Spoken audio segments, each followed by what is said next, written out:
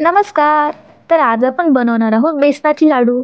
तर त्यासाठी आपण एका कढईमध्ये 1 वाटी तूप घेतलेलं आहे. त्यामध्ये 2 वाटी बेसन पीठ टाकून घेऊया.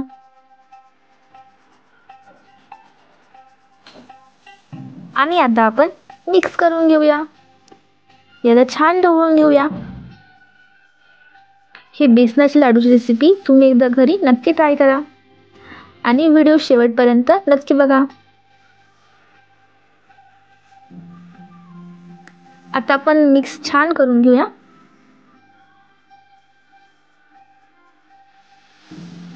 एकसारखं आपल्याला मिक्स करत राहायचं आहे, ढवळत राहायचं आहे, जेणेकरून आपले जे बेसन पीठ आहे ते खाली लागणार नाही. त्यासाठी आपल्याला एकसारखं मिक्स करत राहायचं आहे.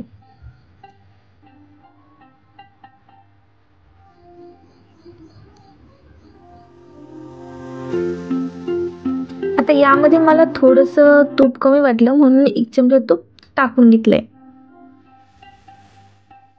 आणि आता आपण मिक्स करून घेऊया.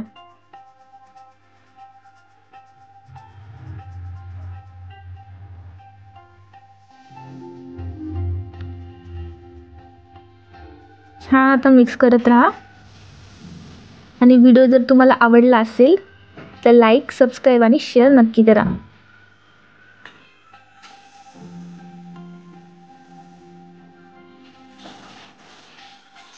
छान आपल्याला याला मिक्स करत राहायचं आहे.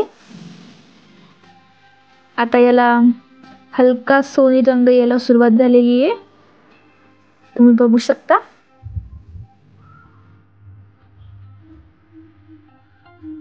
आता बघा थोडा सोनेरी रंग आलाय, म्हणजे आपलं जे बेसन पीठ आहे ते छान झालंय, भाजलं गेलंय. आता यामध्ये मी थोडासा पाण्याचा शिपका दिलाय, जेणेकरून जे आपले लाडू आहे ते थोडे दाणेदार होईल. आता मिक्स करून घेऊया. छान मिक्स करून घ्या. आता आपल्या लाडूसाठी लागणारे हे तयार आहे. गॅस बंद करून घ्या. आता याला आपण एका प्लेटमध्ये काढून घेऊया. पूर्ण मिश्रण काढून घ्या. आणि आता आपण थंड करून घेऊ. आता हे जे आहे ते थंड झाले, थोडंसं घट्ट झाले. थंड झाल्यानंतर आता यामध्ये पिठी साखर टाकून घेऊया. तुम्ही गोडानुसार यामध्ये पिठी साखर टाकू शकता. आणि आता मिक्स करून घेऊया. तर मला थोडंसं कमी गोड वाटलं म्हणून मी परत पिठी साखर टाकून घेतलेली आहे. आता मिक्स करून घेऊया.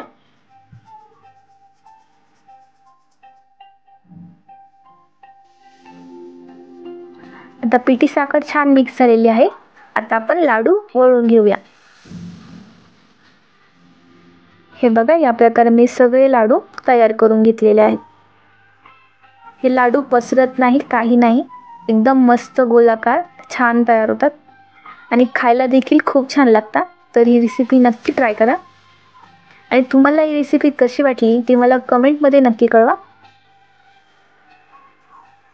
व्हिडिओ आवडला असेल तर चॅनलला लाईक, शेअर आणि सबस्क्राईब करायला विसरू नका. धन्यवाद.